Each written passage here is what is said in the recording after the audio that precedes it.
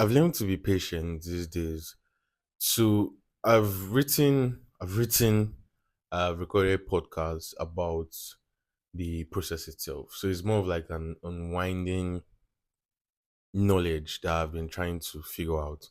So the process itself, I have a podcast, an episode, the process. Then I have some podcast episodes about like discovering your purpose. I've written about the feeling of uncertainty. And every day I talk about it and I keep talking about the process and I keep talking about the process. Like I talked about it in I think the last time I talked about it was in you need every guy needs to hear this, the locking in podcast. And from there it just keeps solidifying in my mind. And there was this point that I reached and I was like, I've slowed down because I was walking one day in school and I just stopped and I was like, where am I where am I rushing to? Like I will never relive this day again. I will never I'll never take this walk anymore.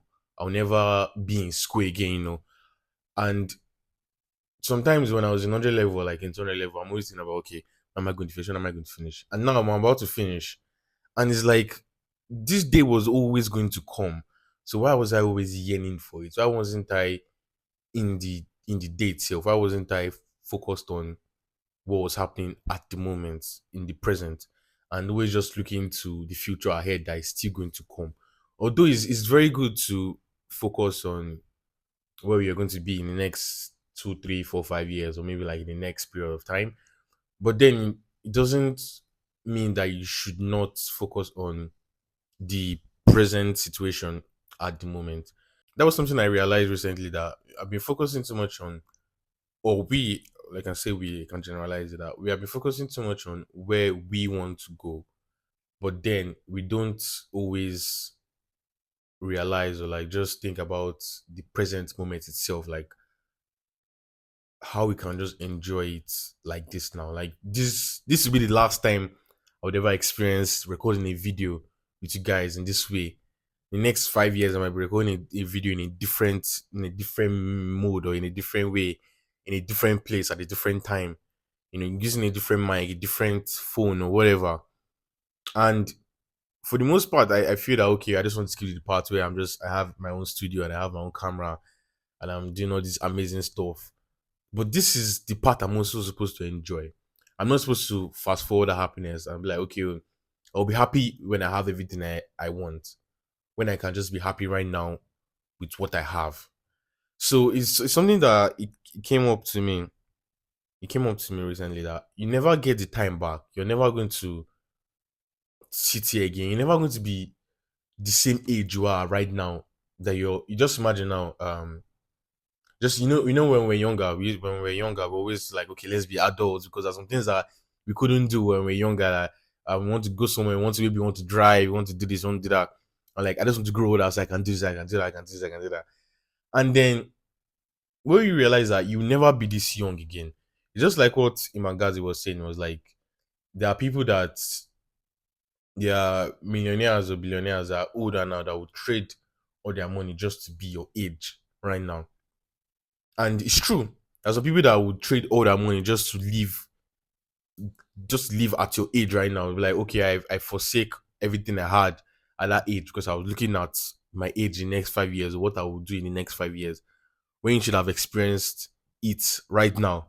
Because life is in the present. Life is not what will happen in 5 years because you're not even certain there's going to be the next 5 years. Life is just what is happening right now, me and you, this video. This is life. This is as far as it gets. So if you don't take a moment to appreciate this, if you don't take a moment to experience it, there will never be another time. There'll never be another next 5 years. Okay, I'm going to enjoy my life in the next 5 years. I'm going to leave. I'm going to do all this sort of whatever in the next 5 years, in the next 3 years. Postponing your happiness based on a condition. Postponing living based on a condition when you should be living right now in the present moment.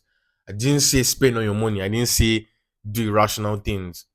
But if you've come this far, you already understand the perspective I'm trying to pass across here.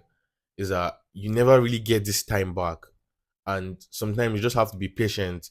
You want to get somewhere, you want to get this thing, you want to be this person, but you have to be patient enough to take the experiences in and live it. Just live it. Just like I wrote here, that you can never get this time back. I'm not where I want to be right now, but it's a constant journey.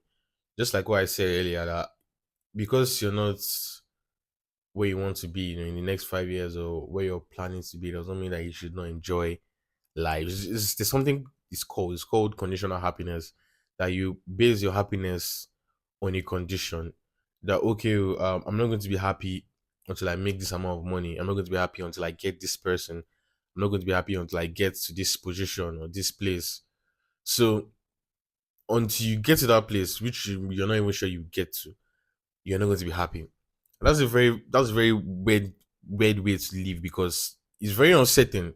It's just like how we have already put it in our mind, or like we have made this certainty in our mind that we're always going to wake up the next day. Like, um somebody is calling you and you're like, you know what, bro, I'll talk to you tomorrow. Like, what makes you think you're going to wake up tomorrow? I'm not trying to be sinister here, though, but it's just the condition of thinking that we have a lot of time when we really don't. And the time we have, we're supposed to enjoy it, we're supposed to cherish it, experience it, feel it. And it was also something I learned that reduced burnout, because I was always thinking about, like, I've been thinking about productivity lately and how to be productive and everything. I also recorded a podcast on it. By the time you're watching this, I doubt if the podcast has been released. I doubt though, but you hear it very soon. So I was thinking about productivity and, like, can you be productive all the time?